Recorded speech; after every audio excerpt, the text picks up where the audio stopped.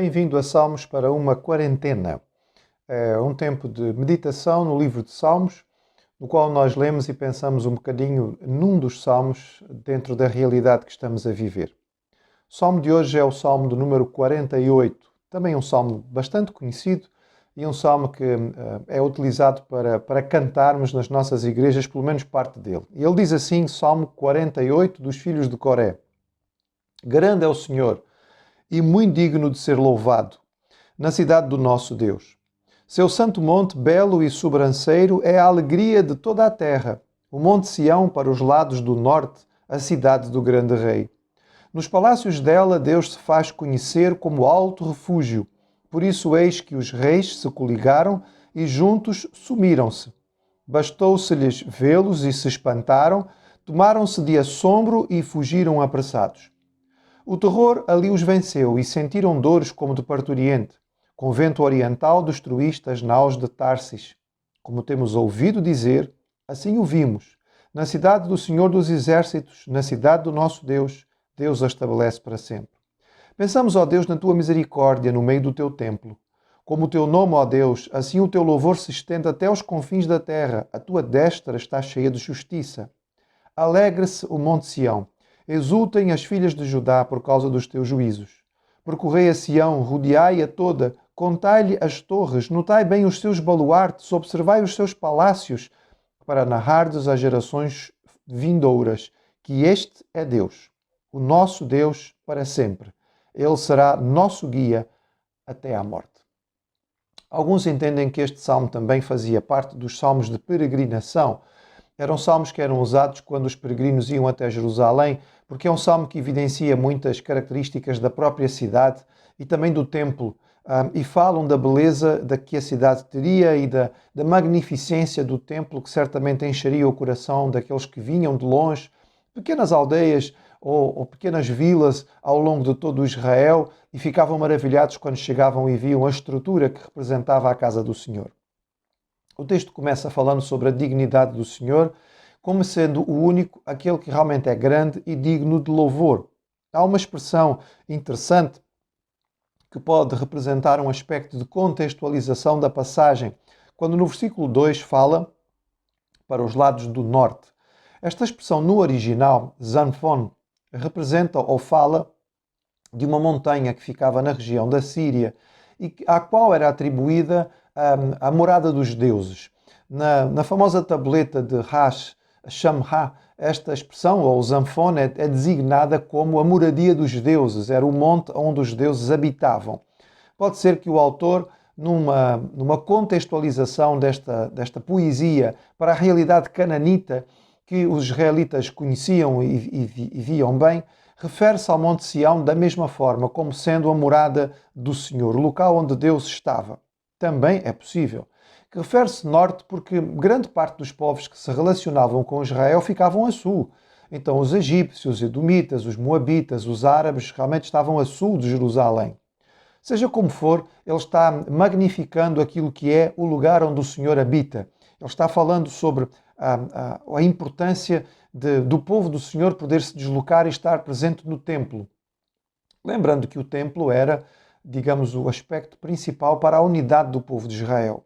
Não haveria outras coisas que tornavam o povo unido. Havia ainda um grande conceito tribal para muitos dos israelitas, mas o culto era aquilo que centrava a realidade do povo de Israel. E o templo em Jerusalém servia de elemento visível, de símbolo principal desta unidade. Depois, o Salmo entra numa colocação muito semelhante ao Salmo do número 2, em que ele fala sobre a futilidade das nações se unirem contra Deus. Talvez ele esteja aqui referindo, por exemplo, às coligações cananitas que tentaram evitar a invasão de Israel a Canaã. Seja como for, estes são derrotados pelo Senhor e são desbaratados. Há uma nota interessante que é mencionada no versículo 7 sobre as naus de Tarsis. Provavelmente aqui estamos a falar sobre o comércio, a força do comércio. Lembrando que o Israel esteve sempre muito próximo dos fenícios, que eram o grande povo marítimo e comercial desta época antiga. E a força e a importância dos fenícios estava baseada exatamente no comércio. Ao contrário de outras nações, eles não tinham muito território, não tinham grandes exércitos, mas tinham uma força comercial na sua frota. Mas aqui diz que o Senhor desbarata até isto. E nestes tempos em que vivemos, em que houve uma alteração tão grande da vida e que percebemos que mesmo a parte comercial está profundamente alterada, certamente olhamos para este texto e vemos a sua contextualização à nossa realidade. No versículo 8, os salmistas referem algo que é significativo e importante para qualquer crente. Uma fé que é verdadeiramente pessoal. Aquilo que nós ouvimos e vimos.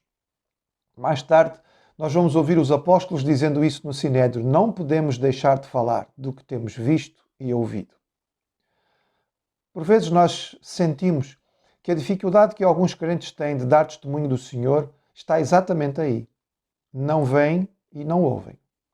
Não têm tido uma experiência pessoal com o Senhor. Não têm tido vida com Deus. A sua religião é exatamente isto. Religião e não relacionamento.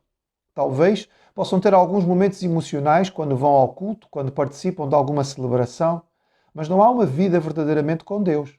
Não há um relacionamento com o Senhor. Não há uma disponibilidade para ouvir o que Deus tem para dizer. E como não há uma vivência de primeira mão, fica muito difícil dar testemunho daquilo que nós não conhecemos. Quando nós temos a oportunidade, o privilégio e a experiência de viver com o Senhor, de ver e ouvir a sua voz, de ver a sua mão, de perceber a sua presença junto conosco, é praticamente impossível não falar do nosso Deus, porque isto vai acontecer, não tem como não acontecer, Ele estará naturalmente nos nossos lábios.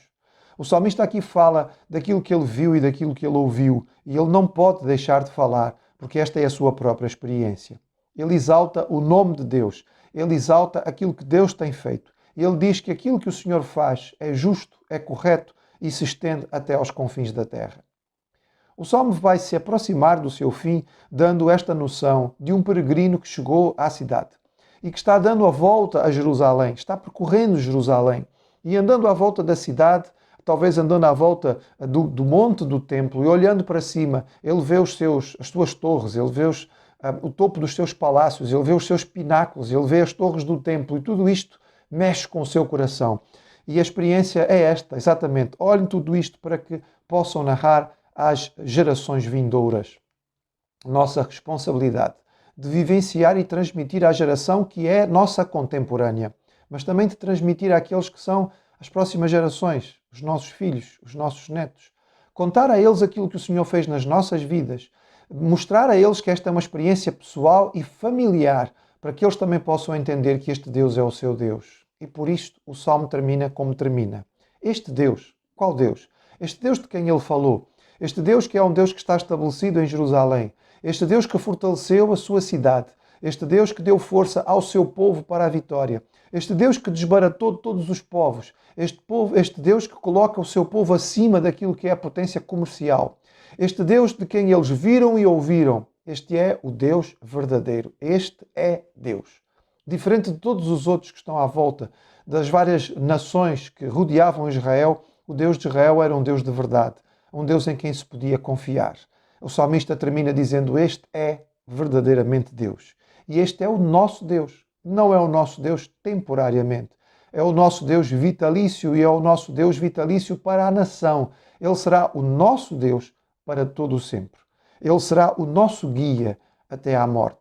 Aquilo que vivemos aqui precisa de orientação. A vida que vivemos e o caminho que seguimos precisa de um norte e nós o encontramos no Senhor. Grande é o Senhor e muito digno de louvor. Que este salmo possa nos desafiar para a experiência pessoal que nós precisamos ter com Deus. Ver e ouvir. Estar com o Senhor a cada dia. Experimentá-lo conosco. E então, por experimentar que este Deus é Deus, o nosso guia, nós certamente falaremos dele àqueles que são a nossa geração e também às gerações que estarão por vir.